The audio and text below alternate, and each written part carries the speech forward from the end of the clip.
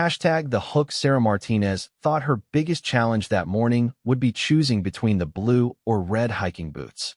She had no idea that within hours, she'd be fighting for her life at the bottom of a 200-foot cliff, her so-called friends celebrating above, believing they'd just committed the perfect murder. What they didn't know was that Sarah wasn't just any weekend hiker.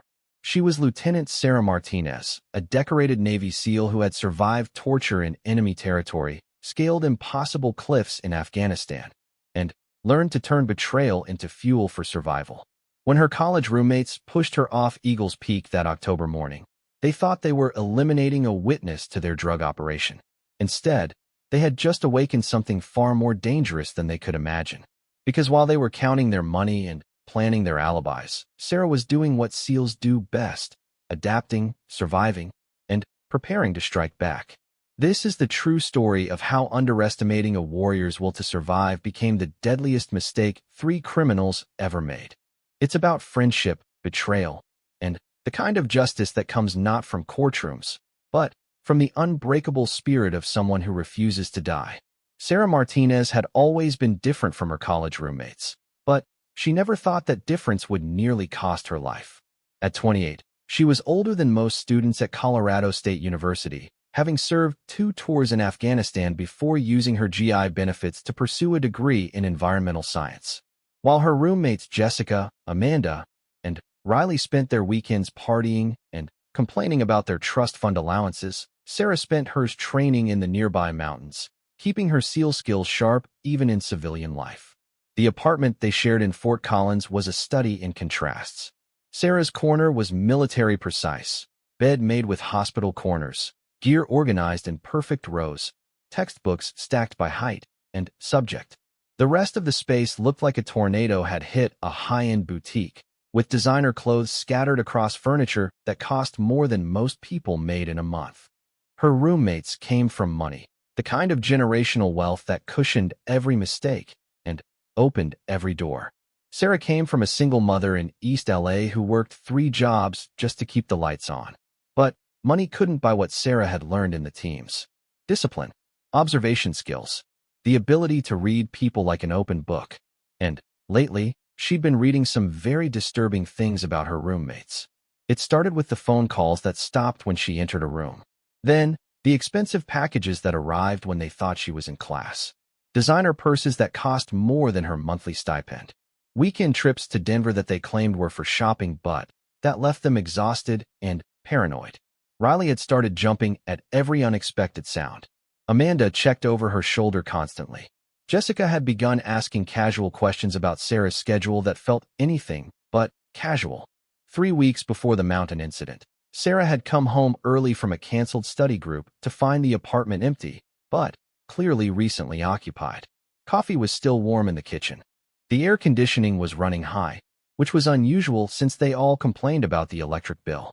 But what really caught her attention was the faint medicinal smell in the air, not marijuana, which she wouldn't have cared about, but something chemical and sharp that made her SEAL training kick in automatically.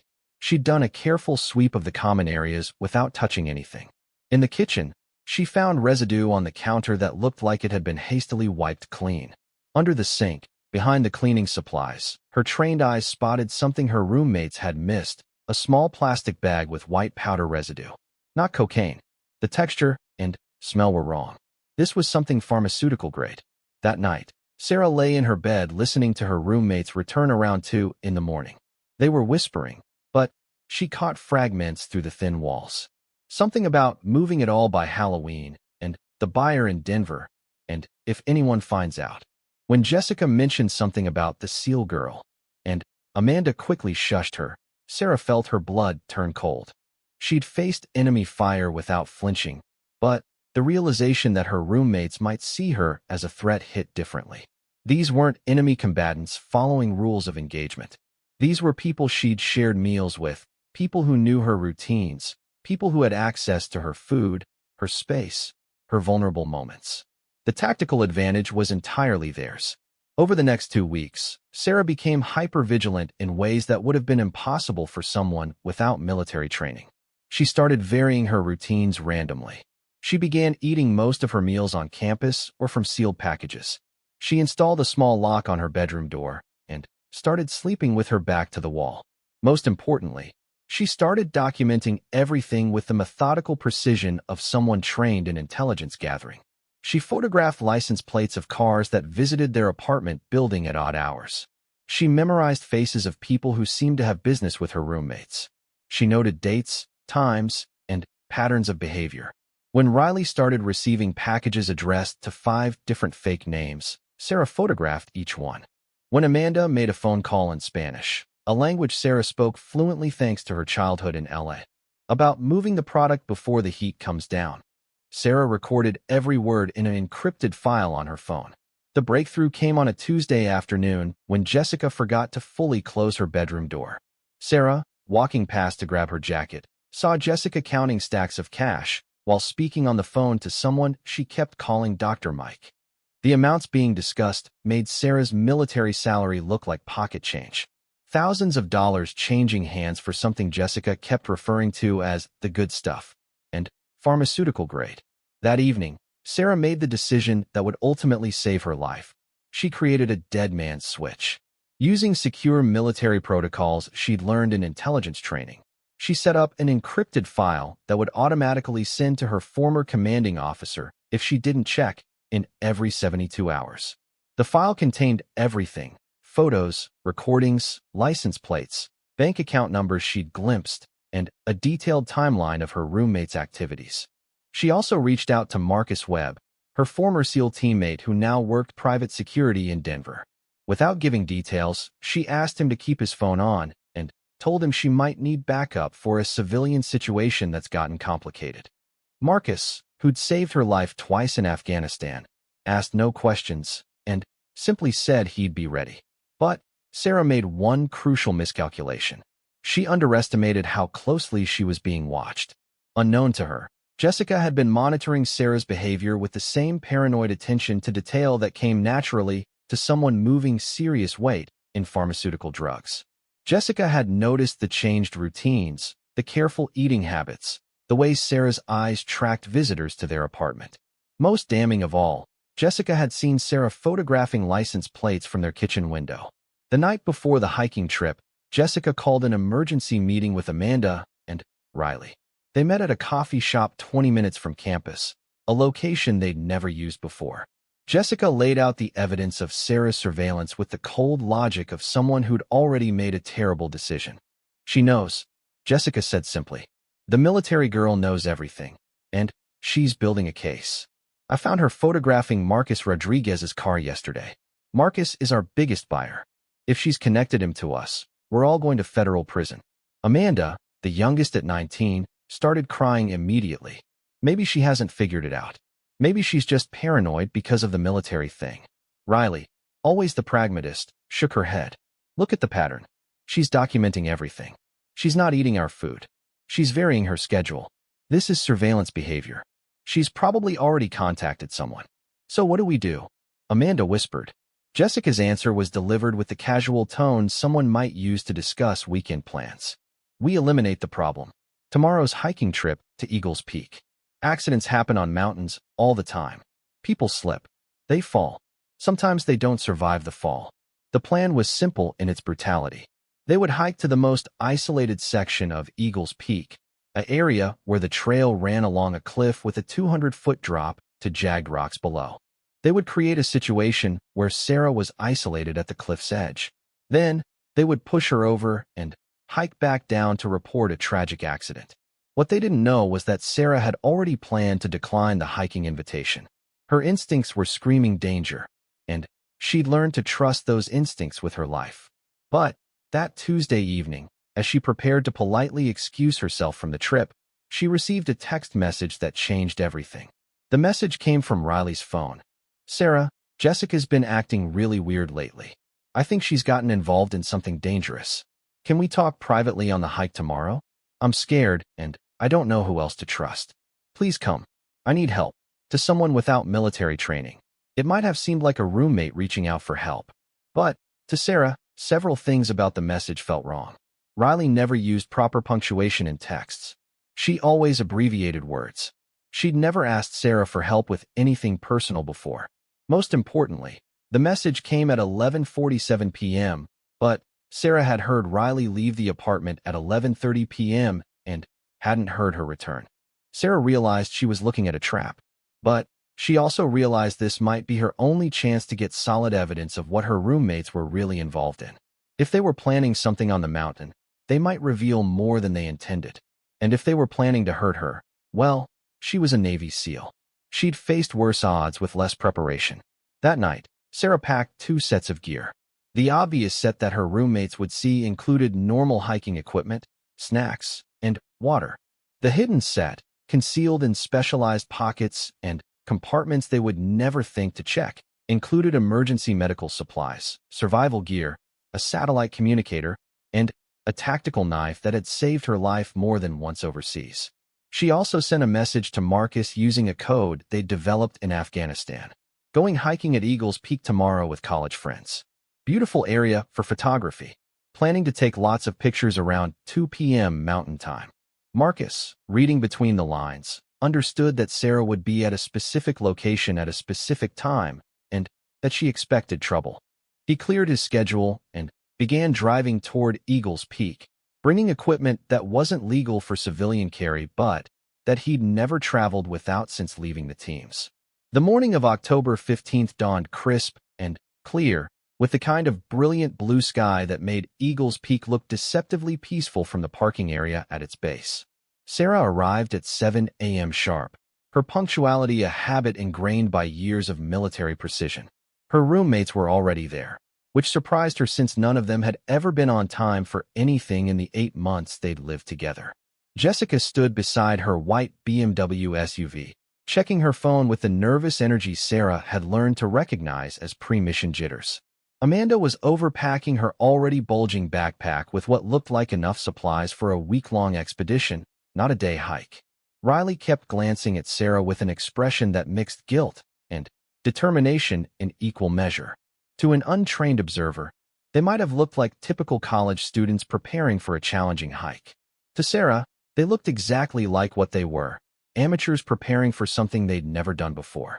Perfect weather for this, Jessica said as Sarah approached, her smile too bright, and her voice pitched slightly higher than normal. The trail conditions should be ideal. Sarah nodded and made a show of adjusting her pack straps while actually conducting a subtle equipment check. Her roommates had no idea that beneath her casual hiking gear, she was carrying enough survival equipment to last a week in hostile territory. More importantly, they had no idea that the innocent-looking fitness tracker on her wrist was actually a military-grade GPS beacon that was currently broadcasting her location to Marcus Webb, who was positioned in a rented cabin 15 minutes from the trailhead. Should we review the route? Amanda asked, unfolding a map that she held upside down for several seconds before Jessica discreetly corrected her orientation. The irony wasn't lost on Sarah that her would-be murderers were asking her to navigate to their chosen kill site. According to the map, they planned to take the advanced trail that led to Eagles Peak summit, a route that included several exposed ridges and cliffside sections where a fall would be fatal.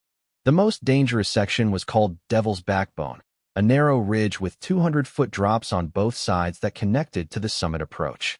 I've hiked sections of this before, Sarah said truthfully. What she didn't mention was that she'd hiked them as part of advanced mountain warfare training, learning to move tactically across terrain that would challenge experienced climbers. The views from Devil's Backbone are supposed to be incredible. That's exactly what we were thinking, Riley said quickly, then caught herself as Jessica shot her a sharp look. They began the hike in single file, with Jessica taking point and Sarah bringing up the rear, a tactical error on their part that gave her the advantage of observing all 3 of them while making it impossible for them to monitor her without obvious head-turning. As they climbed through the initial forest section, Sarah noted several things that confirmed her suspicions about their real agenda. First, none of them had brought adequate water for a full-day hike, despite the route being clearly marked as strenuous and requiring 6 to 8 hours to complete.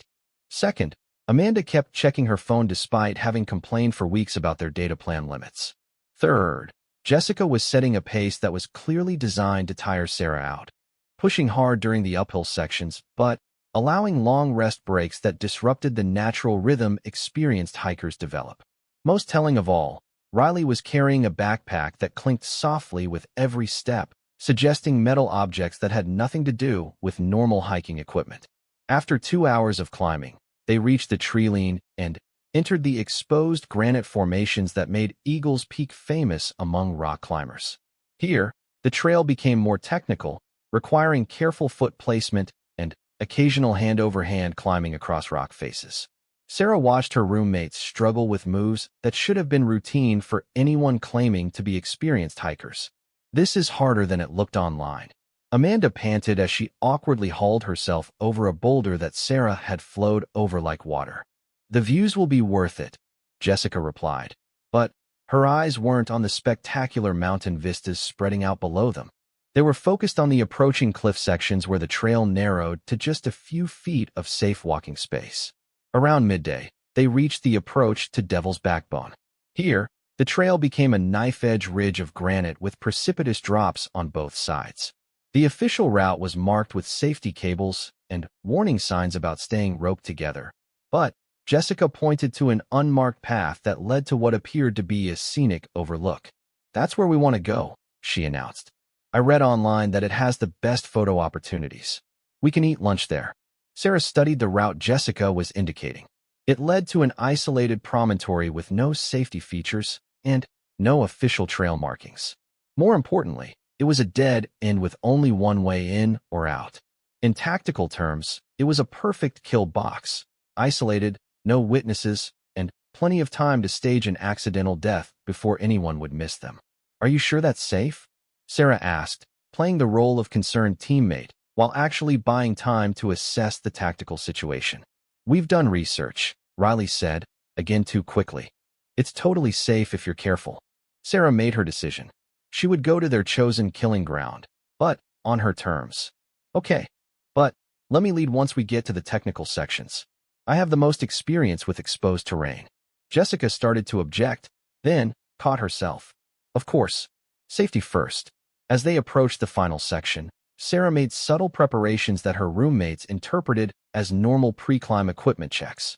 She loosened the straps on her pack for quick release. She shifted her tactical knife to a position where it could be accessed instantly. Most importantly, she activated the emergency beacon function on her GPS tracker, sending Marcus Webb the prearranged signal that meant move to backup position now. The promontory Jessica had chosen was everything Sarah had expected. A granite shelf about 30 feet wide that jutted out from the main cliff face, offering spectacular views and absolutely no escape routes. The drop was nearly vertical on 3 sides, falling 200 feet to a boulder field that would kill anyone who hit it. Sarah estimated that from their current position, Marcus would need approximately 8 minutes to reach them if she could signal for help. "This is perfect," Amanda said, setting down her pack with obvious relief. "Absolutely perfect," Jessica agreed. But she wasn't looking at the view. She was studying the cliff edges with the calculating gaze of someone planning a murder. Sarah positioned herself with her back to the solid granite wall, making it impossible for anyone to approach her from behind, while giving herself clear sight lines to all 3 roommates. To them, it probably looked like she was just finding a comfortable spot to rest. In reality, she was establishing a defensive position from which she could observe and react to any aggressive moves. "You know what would be amazing?" Riley said, her voice artificially casual. "If we could get some photos right at the edge. The ones with the dramatic drop behind you always look so cool on Instagram." "Great idea," Jessica said immediately. "Sarah, you should definitely get some shots right at the cliff edge. With your military background, you probably aren't afraid of heights." Sarah felt the familiar hyper-awareness that came with imminent combat. Time seemed to slow down as her training kicked in, allowing her to process multiple threat indicators simultaneously. Jessica had shifted position to block the route back to the main trail. Amanda was reaching into her pack for something while avoiding eye contact. Riley had moved to Sarah's left flank, positioning herself for what looked like a coordinated attack. "Actually," Sarah said, standing slowly with her hands visible and non-threatening, "I think we should all stay away from the edges. Mountain rescue statistics show that most fatal falls happen when people get careless taking photos." "Oh, don't be such a worrywart," Jessica said, stepping closer. "Live a little." What's the worst that could happen? That question hung in the air for a moment as all four women understood that they had reached the point of no return. Sarah saw Riley's hand close around what looked like a hiking pole, but the weight distribution was wrong, too heavy at one end, like it had been modified into a weapon. Amanda had pulled a small spray bottle from her pack, holding it in a way that suggested it contained something more dangerous than water. Jessica had produced what appeared to be a normal hiking stick, but Sarah's trained eye caught the metallic gleam that indicated a hidden blade or weight in the tip. "You know what?" Sarah said conversationally. "I think I understand what's really happening here." The words acted like a trigger. Jessica lunged forward with her weighted hiking stick while Riley swung her modified pole at Sarah's knees, trying to knock her toward the cliff edge. Amanda sprayed what turned out to be pepper spray, but her aim was poor and most of it dissipated in the mountain wind. What happened next took less than 15 seconds, but those seconds demonstrated the difference between desperate college students and a trained Navy SEAL. Sarah sidestepped Jessica's clumsy overhead swing while simultaneously grabbing the attacking arm and using Jessica's own momentum to send her stumbling toward the cliff edge. Riley's low attack met Sarah's boot as she lifted her leg and delivered a devastating kick to Riley's solar plexus that dropped her immediately. Amanda's follow-up spray attempt ended when Sarah's tactical training kicked in, a quick strike to the wrist that sent the spray bottle flying, followed by a pressure point attack that rendered Amanda unconscious in seconds. The entire fight was over before Jessica could recover her balance from her initial failed attack. She found herself teetering on the very cliff edge she had planned to push Sarah over, looking down at a 200-foot drop while Sarah stood safely behind her with both Amanda and Riley incapacitated. "Here's what's going to happen," Sarah said calmly.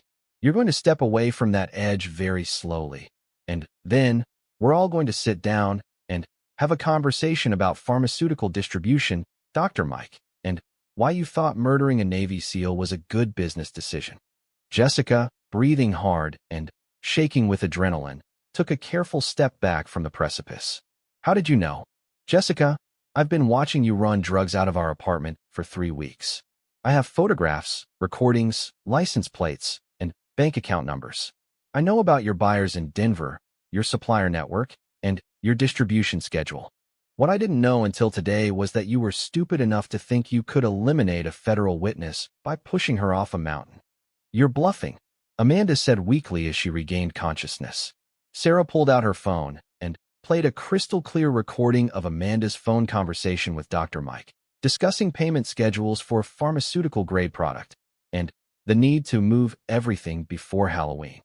Amanda's face went white as she heard her own voice discussing details that would be enough to secure federal drug trafficking convictions. "The question now," Sarah continued, "is whether you want to go down for drug trafficking or whether you want to add attempted murder of a federal witness to your charges. Because in about 6 minutes, my backup is going to arrive, and depending on what I tell him, this either stays a civilian law enforcement matter or becomes a military issue involving attempted murder of active-duty personnel." Riley, still gasping from the solar plexus strike, looked up with tears streaming down her face. "We weren't really going to kill you. We were just going to scare you into keeping quiet." "Riley," Sarah said gently, "you brought weapons to an isolated cliff and coordinated a 3-person attack designed to push me over a 200-foot drop. In any court in America, that's attempted murder in the first degree." Jessica, realizing that their situation was hopeless, made one final desperate decision.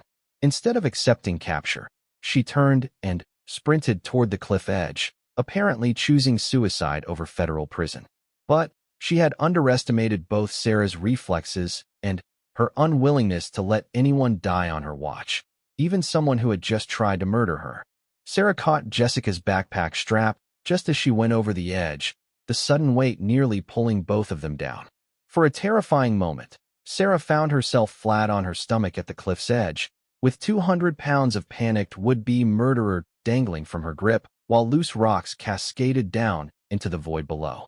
Marcus Webb had seen plenty of bad situations during his 8 years as a Navy SEAL, but finding Sarah sitting stone-faced at the edge of a cliff with 2 sobbing college students and a body 200 feet below ranked among the strangest. He approached the scene with the methodical caution of someone trained to assess threats quickly, his hand instinctively checking the weapon concealed beneath his hiking jacket. "Situation report," he said quietly, using the clipped military terminology that instantly shifted both him and Sarah into operational mode. 3 hostile actors attempted coordinated assault with intent to cause fatal fall from cliff, Sarah replied in the same tone. 2 secured, minimal injuries. 1 chose suicide over capture. Crime scene preserved. Evidence secured. Marcus glanced over the edge at Jessica's body, then at Amanda and Riley, who were huddled together in shock. Civilian authorities? Not yet contacted. Waiting for your assessment. This was the moment that would determine whether the next few hours unfolded as a straightforward case of self-defense or became something far more complicated. Marcus had arrived expecting to provide backup for a dangerous situation, but he hadn't anticipated dealing with a fatality and 2 potential witnesses who might have very different stories to tell about what happened on Eagles Peak. "What's the real situation here?" he asked Sarah, speaking quietly enough that Amanda and Riley couldn't hear. Sarah gave him a concise briefing that covered everything from the drug operation she'd discovered to the coordinated attack that had just occurred. She showed him the recordings on her phone, the photographs of evidence from their apartment, and the GPS tracker data that proved her location throughout the incident. Most importantly, she explained about the dead man's switch that would automatically send evidence to federal authorities if she didn't check in within the next 18 hours. Marcus processed this information with the analytical mindset of someone who'd spent years dealing with complex tactical situations. The evidence clearly supported Sarah's version of events, but he also understood that 2 college students who'd just watched their friend die might be willing to say anything to avoid taking responsibility for their own actions. "We need to control the narrative before this gets out of hand," he said finally. "Amanda, Riley, I need you both to listen very carefully." The 2 young women looked up at him with the desperate hope of people who suddenly realized they might have a way out of an impossible situation.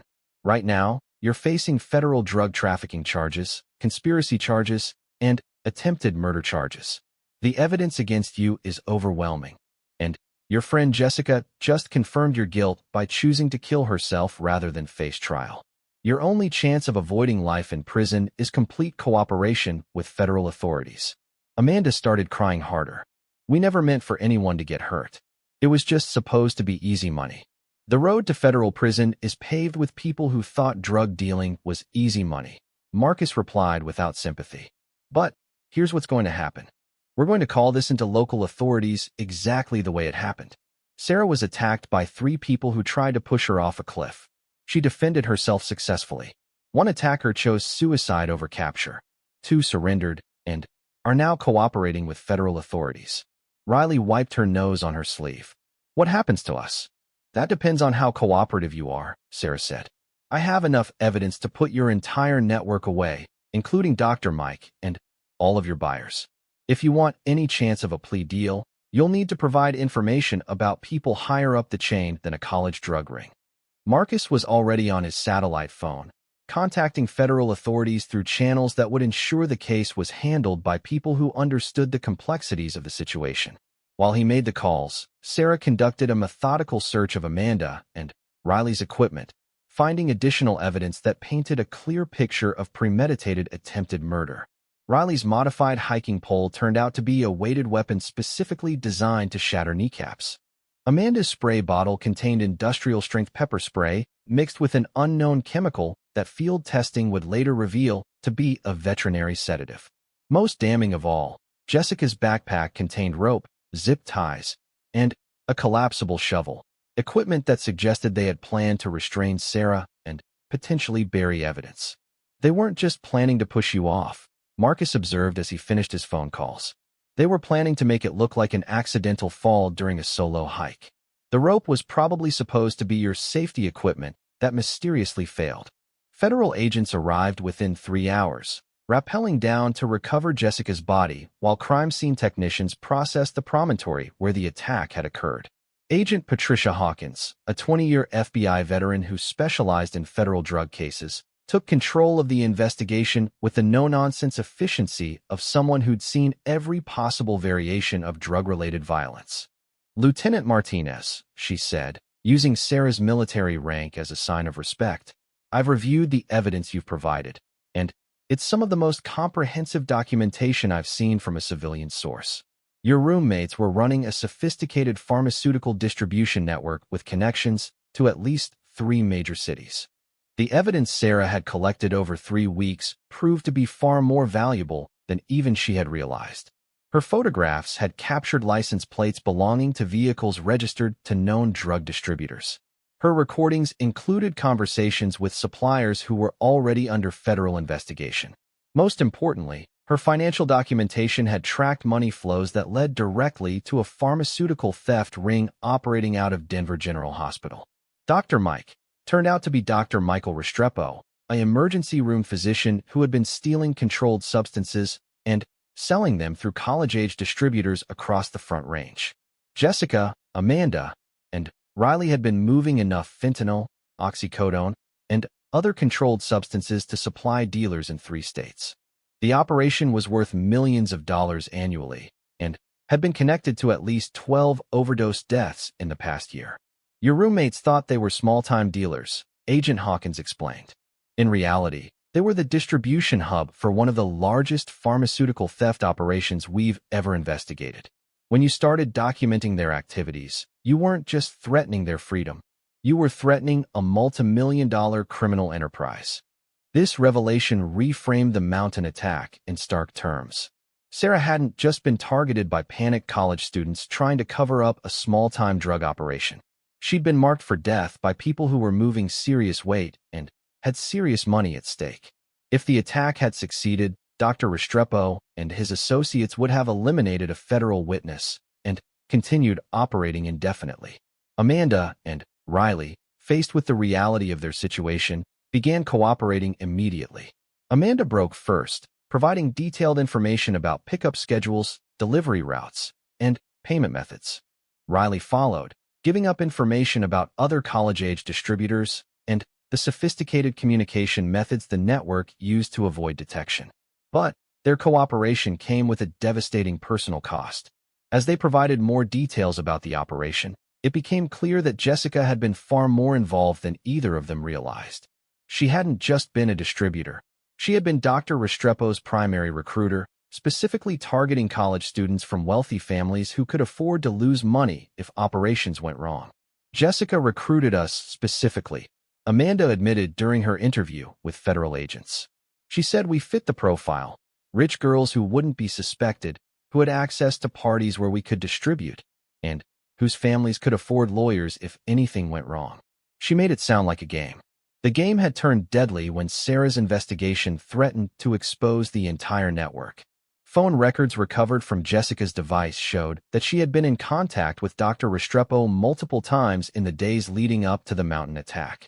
The conversations, recovered through federal court orders, revealed that eliminating Sarah had been Dr. Restrepo's idea, not something the college students had conceived on their own.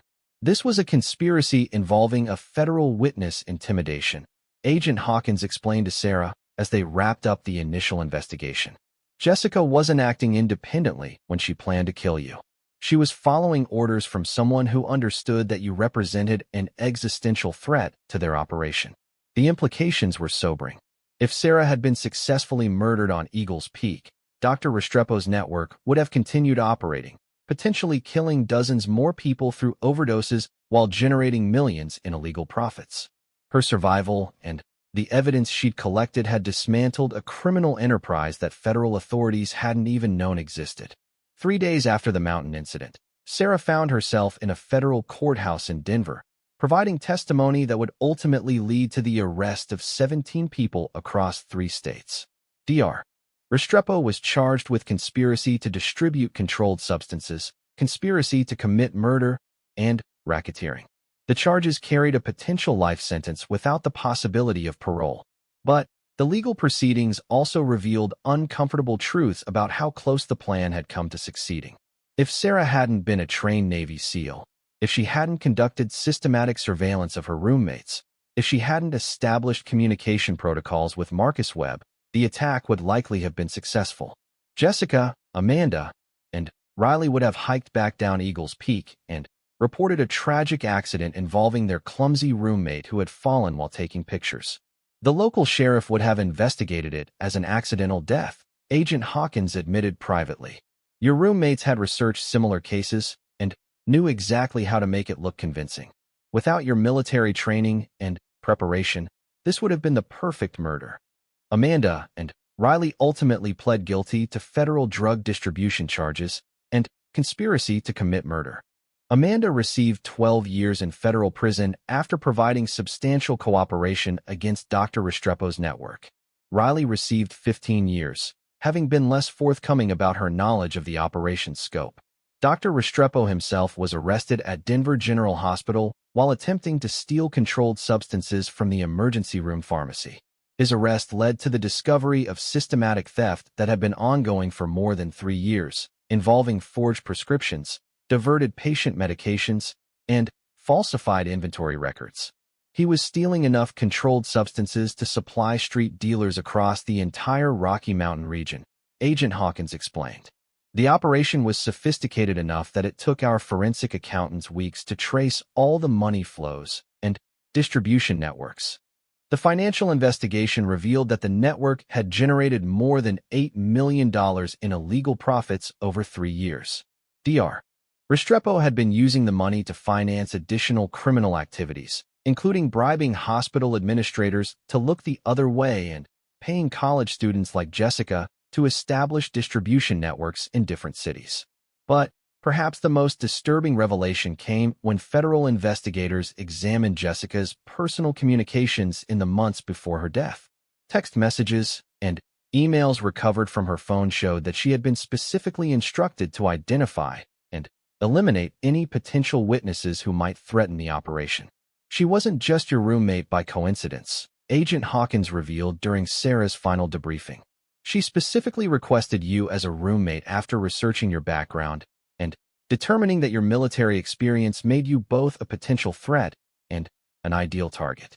If she could successfully eliminate a Navy SEAL without detection, it would prove the network's ability to handle any threat. This meant that from the moment Sarah had moved into the Fort Collins apartment, she had been living with someone who was planning her murder.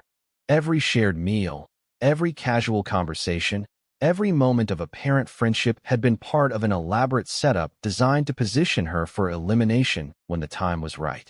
The realization that she had been targeted for months before she even became aware of the drug operation was deeply unsettling, even for someone with Sarah's military experience. She had survived combat zones and hostile territory, but living unknowingly with someone planning her murder represented a different kind of violation entirely. Marcus Webb, who had remained in Colorado to provide support throughout the legal proceedings, put the situation in perspective during one of their conversations at a Denver coffee shop. You survived because you never stopped being a SEAL, he said simply. Your training saved your life. But, more than that, your instincts kicked in when something felt wrong. You started surveillance, you established communications, you prepared for trouble. Most people would have ignored the warning signs or convinced themselves they were being paranoid. But I almost didn't, Sarah replied. I almost convinced myself I was overthinking things. If Riley hadn't sent that text message asking me to come on the hike, I probably would have stayed home. Which means they would have had to try something else, probably something more direct. At least on the mountain, you had terrain advantage and backup support. If they had tried to kill you in the apartment, you might not have had the same tactical advantages. The conversation highlighted how many small decisions had combined to save Sarah's life. Her military training had provided the skills, but her willingness to trust her instincts and prepare for the worst had created the conditions for survival. If she had approached the situation like a typical college student, focusing on academics and social relationships rather than threat assessment and tactical preparation, the outcome would have been very different. As the immediate legal proceedings concluded and Sarah prepared the federal investigation that followed the Eagles Peak incident revealed a criminal network so sophisticated that it changed how law enforcement agencies approached pharmaceutical theft cases nationwide. Agent Patricia Hawkins, who had initially expected to handle a straightforward case of college drug dealing, found herself leading a multi-state investigation that would ultimately involve 3 federal agencies and result in one of the largest pharmaceutical theft prosecutions in Colorado history. The breakthrough came when federal investigators gained access to Dr. Michael Restrepo's encrypted communications. Using advanced digital forensics techniques, FBI cybercrime specialists recovered months of deleted messages that painted a disturbing picture of a criminal mastermind who had spent years building a network designed to appear legitimate while moving massive quantities of stolen controlled substances. Dr. Restrepo wasn't just stealing drugs opportunistically, Agent Hawkins explained to Sarah during a briefing at the Denver FBI field office. He had developed a systematic approach to pharmaceutical theft that involved recruiting specific types of distributors, establishing redundant supply chains, and eliminating threats before they could compromise the operation. The communications revealed that Jessica Rodriguez had been recruited during her sophomore year at Colorado State, specifically because her profile matched what Dr. Restrepo called optimal distribution characteristics. She came from a wealthy family, had no criminal background, was socially connected enough to access parties and social events where drugs could be distributed, and was psychologically vulnerable enough to be manipulated into increasingly serious criminal activity. But Jessica's recruitment had been part of a larger pattern. Over 3 years, Dr. Restrepo had identified and recruited more than 20 college students across Colorado, Wyoming, and New Mexico. Each recruit followed the same pattern: wealthy background, social connections, psychological vulnerability, and, most importantly, access to environments where pharmaceutical drugs could be distributed without arousing suspicion. He was specifically targeting students from families wealthy enough to afford legal representation, Agent Hawkins noted. His theory was that if any of his distributors were caught, their families would hire expensive lawyers who would focus on getting them plea deals rather than cooperating with federal investigators. It was a sophisticated approach to insulating himself from prosecution. The investigation also revealed that Dr. Restrepo had been studying Sarah specifically for months before she moved in with Jessica, Amanda, and Riley. Hospital records showed that he had accessed her medical files illegally, learning details about her military service, psychological evaluations, and combat experience.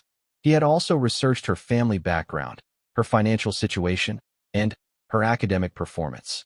He knew exactly who you were and what kind of threat you represented, Agent Hawkins explained. Your military intelligence training, your experience with surveillance and evidence collection, your connections to federal law enforcement through your security clearance. He understood that you could single-handedly destroy his entire operation if you discovered it. This meant that the decision to make Sarah Jessica's roommate hadn't been random. Dr. Restrepo had specifically instructed Jessica to request Sarah as a roommate, with the long-term plan of monitoring her activities and eliminating her if she became a threat. The apartment arrangement that Sarah had thought was a convenient housing solution had actually been a carefully constructed trap. The psychological profile that FBI behavioral analysts developed for Dr. Restrepo painted a picture of a highly intelligent sociopath who viewed other people as expendable resources in service of his criminal enterprise. He had systematically recruited vulnerable young people, manipulated them into criminal activity, and planned their elimination when they became liabilities. This wasn't someone who got involved in crime gradually, Agent Hawkins explained. Dr. Restrepo started planning this operation before he even finished medical school. He specifically chose emergency medicine as a specialty because it would give him access to controlled substances and the ability to falsify records without immediate detection.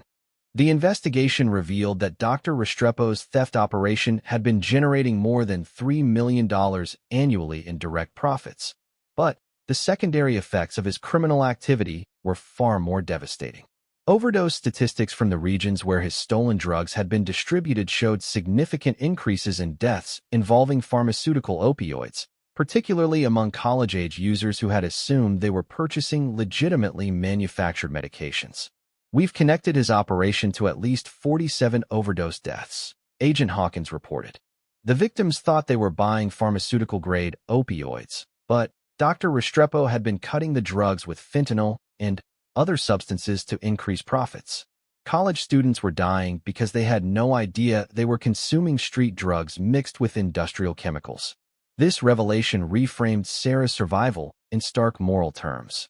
By documenting Dr. Restrepo's operation and surviving the attempted murder on Eagles Peak, she had not only saved her own life, but had also prevented dozens of future overdose deaths. The networks she helped expose had been on track to expand into additional states, potentially killing hundreds more people over the following years. The federal investigation also uncovered the sophisticated methods Dr. Restrepo had used to avoid detection for so long. He had established shell companies to launder money, used encrypted communication systems to coordinate with distributors, and employed counter-surveillance techniques to identify potential law enforcement interest in his activities. He had studied federal drug enforcement methods extensively, Agent Hawkins noted. His operation was designed to avoid every standard detection method we use. If you hadn't conducted systematic surveillance using military intelligence techniques, we might never have discovered this network. Dr. Restrepo had also established contingency plans for eliminating witnesses and destroying evidence if his operation was discovered. The plan to murder Sarah on Eagles Peak was just one of several similar plots he had developed for dealing with potential threats. Federal investigators found evidence of at least 3 other planned murders targeting people who had gotten too close to discovering his criminal activities. One particularly disturbing discovery was a detailed file Dr. Restrepo had maintained on Sarah, including photographs taken without her knowledge, copies of her class schedules obtained through unauthorized access to university records, and psychological assessments based on observations of her behavior. The file revealed that he had been planning her murder for more than 6 months before the Eagles Peak attack. He had contingency plans for killing you in at least 5 different ways, Agent Hawkins revealed during a classified briefing. The mountain attack was just the option he considered most likely to succeed while appearing accidental. He had also planned scenarios involving vehicle accidents, poisoning, and what he called training accidents during your fitness activities. The breadth of Dr. Restrepo's planning was staggering. He had researched Sarah's training routines, identified locations where she exercised alone, and even attempted to recruit other students to gather intelligence about her daily activities. The level of surveillance and planning he had devoted to her murder exceeded what many federal agencies devoted to investigating major criminal organizations. But the investigation also revealed how close Dr. Restrepo's plan had come to succeeding through methods that had nothing to do with the mountain attack. Toxicology tests conducted on food items from Sarah's apartment showed traces of sedatives that could have been used to incapacitate her for murder or kidnapping. Only her military-trained paranoia about eating food prepared by others had prevented her from being drugged. If you had eaten normally in the apartment during the weeks leading up to the mountain attack, you would have been consuming steadily increasing doses of sedatives, Agent Hawkins explained. The plan was to make you drowsy and disoriented enough that a staged accident would have been easy to arrange. The federal investigation expanded dramatically when Dr. Restrepo's communications revealed connections to pharmaceutical theft operations in at least 8 other states.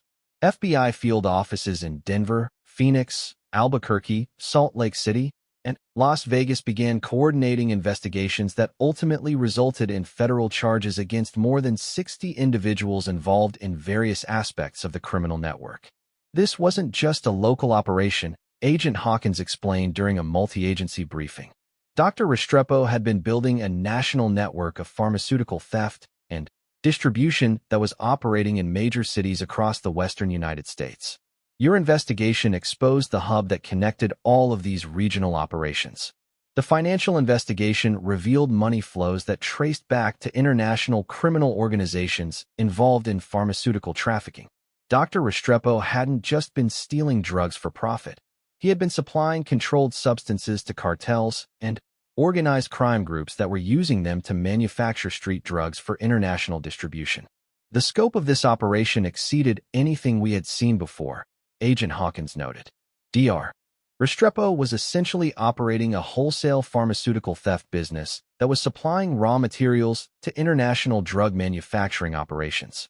The street value of the controlled substances he had stolen exceeded $50 million.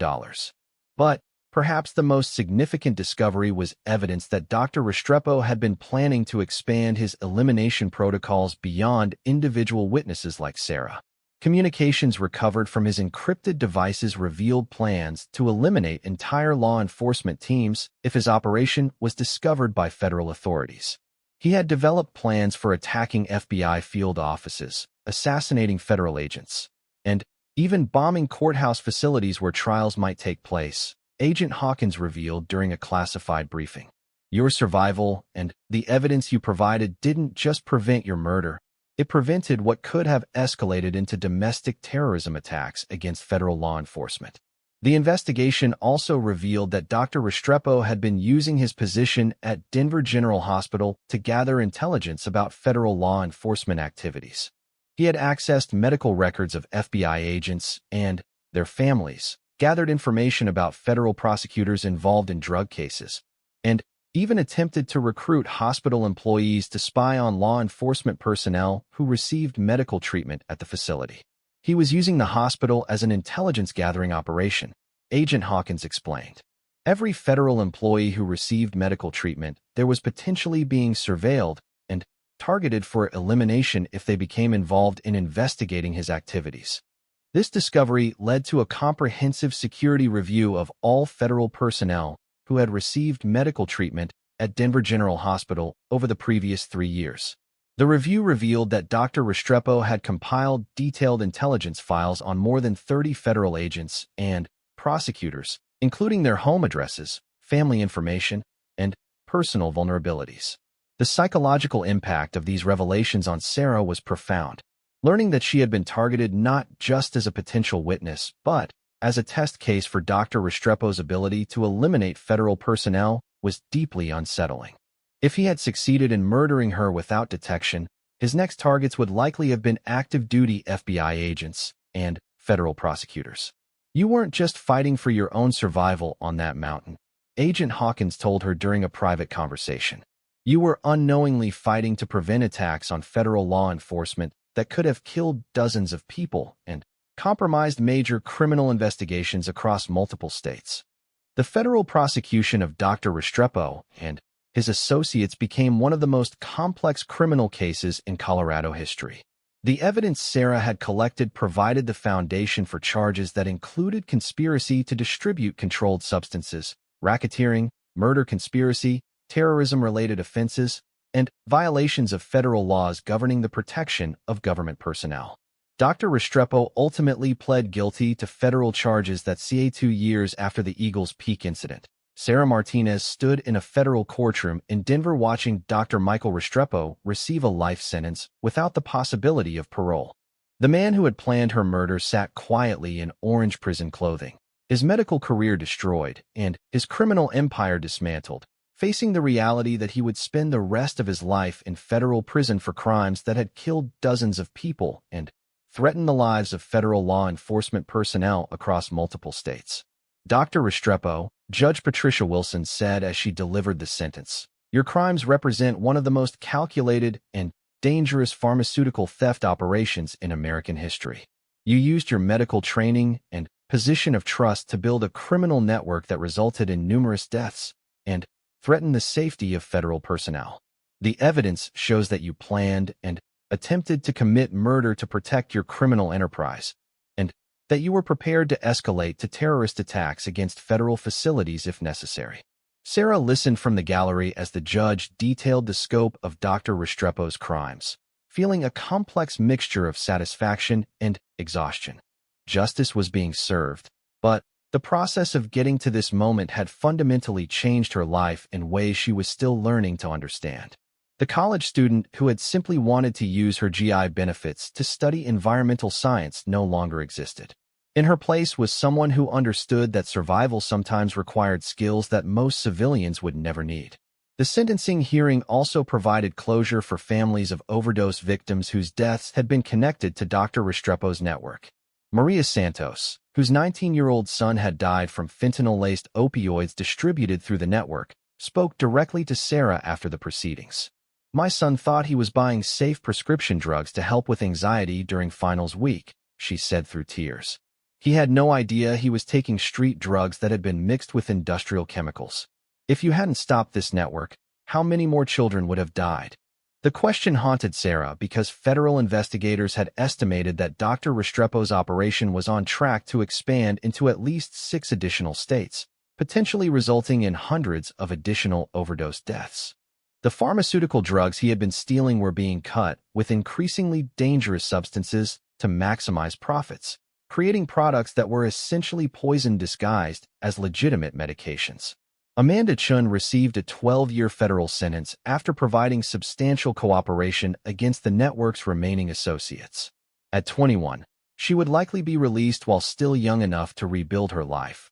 But the experience had clearly broken her in fundamental ways. During her final conversation with Sarah before reporting to federal prison, Amanda struggled to articulate how her life had gone so wrong so quickly. "I thought Jessica was just cool and sophisticated," Amanda said during their meeting at the federal courthouse. "She made drug dealing sound like this glamorous thing that rich kids did for excitement. I never understood that we were working for someone who was planning to murder people. I never understood that the money we were making came from killing college students like us." Riley Thompson received 15 years for her role in the conspiracy, having been less cooperative with federal authorities and more directly involved in the planned murder on Eagles Peak. Her family hired expensive lawyers who argued that she had been manipulated by Dr. Restrepo and Jessica, but the evidence clearly showed that she had participated willingly in planning Sarah's murder and had brought weapons specifically designed to cause fatal injuries. Riley knew exactly what she was doing on that mountain, Agent Patricia Hawkins noted during the sentencing phase. She brought a modified weapon designed to shatter kneecaps. She coordinated the attack with military precision, and she showed no remorse when she thought the plan had succeeded. This wasn't a college student who got in over her head. This was someone who was willing to commit murder for money. The psychological evaluations conducted on Amanda and Riley as part of their sentencing revealed disturbing insights into how Dr. Restrepo had manipulated young people into criminal activity. He had used sophisticated psychological techniques to gradually escalate their involvement, starting with minor violations and slowly building to more serious crimes while making each step seem reasonable and inevitable. Dr. Restrepo was a master manipulator who understood exactly how to exploit the psychological vulnerabilities of college-age students. The court-appointed psychologist testified. He identified students who were seeking excitement, validation, and financial independence, then gradually involved them in criminal activities while making them feel sophisticated and important. By the time they realized the true scope of what they were involved in, they were too compromised to withdraw. But the sentencing hearings also revealed the ongoing impact of the case on Sarah herself. Testifying about the mountain attack required her to relive details that triggered responses she hadn't expected. When the prosecutor asked her to describe the moment when Jessica fell to her death, Sarah found herself experiencing flashbacks that combined the Eagles Peak incident with combat memories from Afghanistan. The psychological impact of surviving an attempted murder by trusted friends is different from combat trauma, explained Dr. Jennifer Walsh, the military psychologist who worked with Sarah throughout the legal proceedings. In combat, you expect enemies to try to kill you. When people you trust and care about try to murder you, it damages your ability to form relationships and trust civilian environments in ways that can be more devastating than traditional PTSD. Sarah's recovery process involved learning to distinguish between reasonable caution and paranoid hypervigilance, rebuilding her ability to trust people while maintaining the survival skills that had saved her life. The process was complicated by the fact that her military training hadn't just saved her. It had become essential for navigating civilian environments that she now understood could be as dangerous as combat zones. "I can't go back to being naive about civilian threats," Sarah explained during one of her sessions with Dr. Walsh. "Knowing that a medical professional can build a criminal network, that college students can be recruited as assassins, that trusted friends can plan your murder for months, that knowledge doesn't just go away because the immediate threat is over." The federal investigation's conclusion brought unexpected recognition for Sarah's role in exposing the pharmaceutical theft network. The FBI director presented her with a Civilian Achievement Award recognizing her exceptional courage and investigative skill in exposing a major criminal organization that threatened public safety and federal law enforcement personnel. The DEA added their own commendation for outstanding service in the protection of controlled substances and prevention of drug-related deaths. But perhaps more meaningful was a letter she received from the commander of her former SEAL unit, acknowledging that her actions as a civilian had exemplified the values and training that made the SEALs effective in protecting American interests. "You demonstrated that SEAL training isn't just about military operations," Commander James Rodriguez wrote. "When faced with a complex threat in a civilian environment, you conducted surveillance, gathered intelligence, prepared tactically, and executed a successful defense against multiple attackers. Most importantly, you did it while following legal and ethical guidelines that protected innocent people and supported federal law enforcement. Your actions reflect the highest standards of the SEAL community." The recognition helped Sarah understand that her military identity hadn't been separate from her civilian life. It had been essential for survival in an environment where she had unknowingly been targeted for assassination. Rather than trying to suppress her military training to fit into college life, she began exploring ways to integrate her skills into career paths that would allow her to continue protecting people from the kinds of threats she had exposed. Marcus Webb, who had remained in Colorado to support her throughout the legal proceedings, helped her understand that surviving the mountain attack had revealed a calling rather than just demonstrating her training effectiveness. "You have skills that most federal agents spend years trying to develop," he noted during one of their conversations. "You can conduct surveillance without being detected, you can gather evidence systematically, you can defend yourself against multiple attackers, and you can operate effectively under extreme stress. Those aren't just military skills, they're exactly what federal law enforcement needs for the most challenging cases." This realization led Sarah to change her academic focus from environmental science to criminal justice, with a specialization in federal law enforcement and counterterrorism. Her professors, learning about her background through carefully disclosed information about the pharmaceutical theft case, began treating her less like a typical student and more like a colleague with relevant field experience. "Most students learn criminal justice theory from textbooks," Professor Michael Adams observed. "Sarah learns theory and then compares it to her actual experience with surveillance, evidence collection, and criminal investigation. She brings a practical perspective that enhances every class discussion." Sarah's senior thesis project involved developing new protocols for identifying and investigating pharmaceutical theft operations in medical facilities.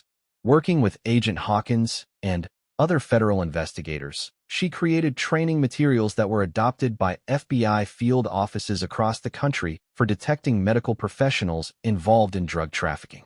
Sarah's protocols have already led to the identification of 3 other pharmaceutical theft operations, Agent Hawkins noted.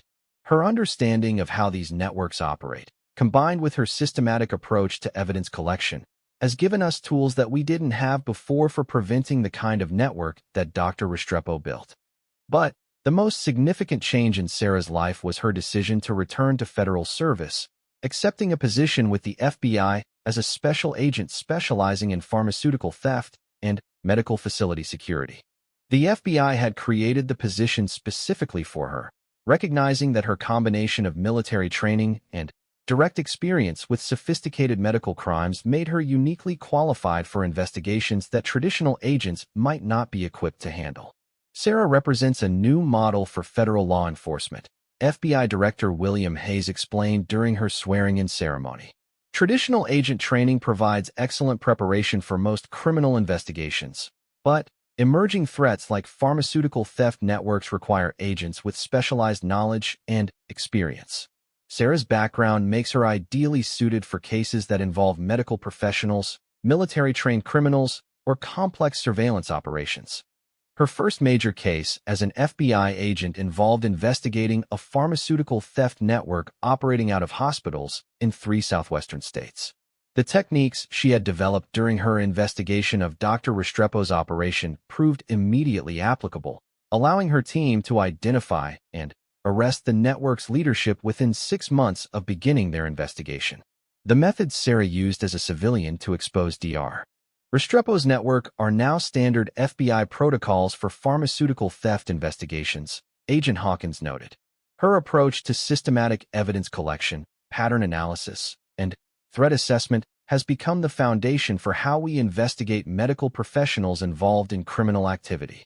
3 years after the Eagles Peak incident, Sarah found herself leading a federal task force dedicated to preventing pharmaceutical theft operations before they could become established. The task force combined FBI agents, DEA specialists, military personnel, and medical security experts in an integrated approach to identifying and neutralizing threats before they could result in widespread distribution of stolen controlled substances. "We're not just investigating pharmaceutical theft anymore," Sarah explained during a presentation at the FBI Academy. "We're preventing it by identifying vulnerable points in medical facilities, training hospital security personnel to recognize suspicious activity, and developing rapid response protocols for when theft operations are detected." The task force's success rate exceeded traditional investigation methods by significant margins, largely because Sarah's systematic approach to threat identification allowed them to detect criminal activity before it reached the scale that Dr. Restrepo had achieved. Instead of waiting for overdose deaths to reveal the existence of theft networks, they were identifying and stopping operations while they were still in developmental stages. Sarah's experience taught us that waiting for pharmaceutical theft operations to become large enough to detect through traditional methods means waiting until people are already dying, Agent Hawkins observed. Her proactive approach allows us to intervene before criminal networks can establish distribution systems that kill college students and compromise federal law enforcement. The personal cost of Sarah's transformation from college student to federal agent specializing in complex criminal investigations was significant. Her relationships with civilian friends became difficult to maintain, partly because of security requirements, but mostly because her experience with betrayal and attempted murder had changed how she related to people who hadn't faced similar threats. "Most people my age worry about grades, relationships, and career choices," Sarah noted during an interview for a law enforcement magazine. "I worry about identifying potential threats, maintaining operational security, and preventing the kind of criminal networks that killed Jessica and nearly killed me. It's a different way of living, but it's also the only way I can use what happened to me to protect other people." Her relationship with Marcus Webb evolved into a partnership that combined personal and professional elements, as they both understood the unique psychological demands of federal law enforcement work involving life-or-death situations. Marcus had joined her FBI task force as a consultant, bringing his military experience with counterterrorism operations to bear on pharmaceutical theft investigations that increasingly showed connections to international criminal organizations. Working with someone who understands the operational demands and psychological stress of this kind of work makes both the professional and personal aspects more sustainable, Sarah explained. "Marcus and I both understand that this job requires constant vigilance, systematic threat assessment, and the ability to act decisively when people's lives are at stake. Those aren't burdens we have to explain to each other." 5 years after the Eagles Peak incident, Sarah received a promotion to supervisory special agent, taking leadership of the FBI's pharmaceutical theft prevention program at the national level. Her experience with Dr. Restrepo's network had evolved into expertise that was now being applied to prevent similar criminal operations throughout the United States. Sarah's survival of an attempted murder by a pharmaceutical theft network gave her insights that no amount of traditional training could provide, FBI Director Hayes noted during her promotion ceremony. Her understanding of how these networks operate, how they recruit participants, and how they eliminate threats has become the foundation for federal law enforcement's approach to this emerging category of crime. The program Sarah now leads has prevented an estimated 200 potential overdose deaths annually by detecting and stopping pharmaceutical theft operations before they can establish distribution networks. Her protocols for identifying medical professionals involved in criminal activity have been adopted by law enforcement agencies in 12 countries, creating an international network of investigators trained to recognize and respond to the kinds of sophisticated medical crimes that Dr. Restrepo had pioneered.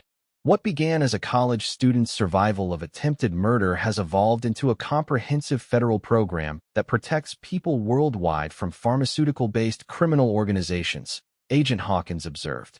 Sarah's experience on Eagles Peak taught us that these networks represent a category of threat that requires specialized knowledge and investigative techniques to combat effectively.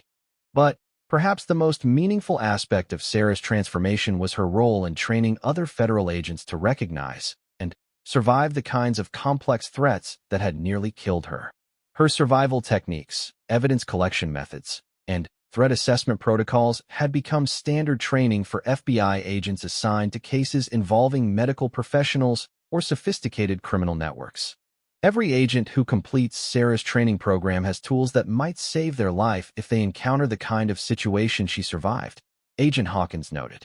Her experience taught us that federal agents need more than traditional law enforcement training to handle emerging threats from highly educated criminals operating in legitimate professional environments.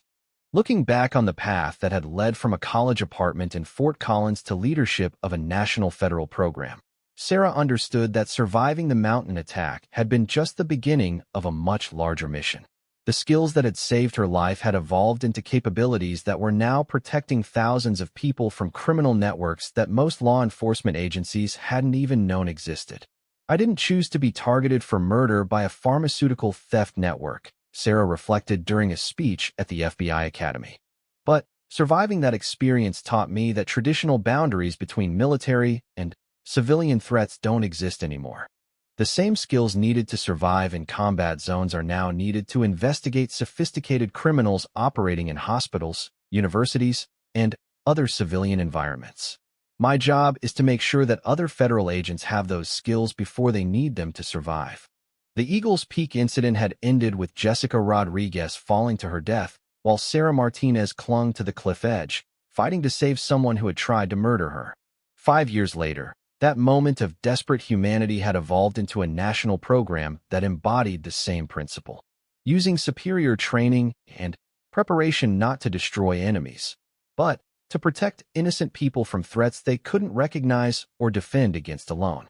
As Sarah prepared for her next assignment, leading an international task force focused on preventing pharmaceutical-based terrorism, she carried with her the knowledge that every life saved justified the difficult path that had begun when 3 college students tried to push a Navy SEAL off a mountain. They had thought they were eliminating a witness. Instead, they had created the person who would become their worst nightmare, someone with the skills to expose their crimes and the dedication to ensure that justice was served not just for herself, but for everyone who had been harmed by the criminal network they had served. The mountain had tried to break her. Instead, it had forged her into something stronger. Write a mandatory life sentence without the possibility of parole. In exchange for his plea, he provided information that led to additional prosecutions and the recovery of millions of dollars in criminal proceeds that were used to compensate families of overdose victims. But the investigation also revealed systemic vulnerabilities in hospital security systems that had allowed Dr. Restrepo to operate undetected for years. The case led to new federal regulations governing access to controlled substances in medical facilities and enhanced background check requirements for medical personnel in positions that provided access to drugs that could be diverted for criminal purposes. This case changed how we approach pharmaceutical theft investigations, Agent Hawkins noted. "We now understand that medical professionals involved in drug theft often have the knowledge and access needed to build sophisticated criminal networks that can operate for years without detection."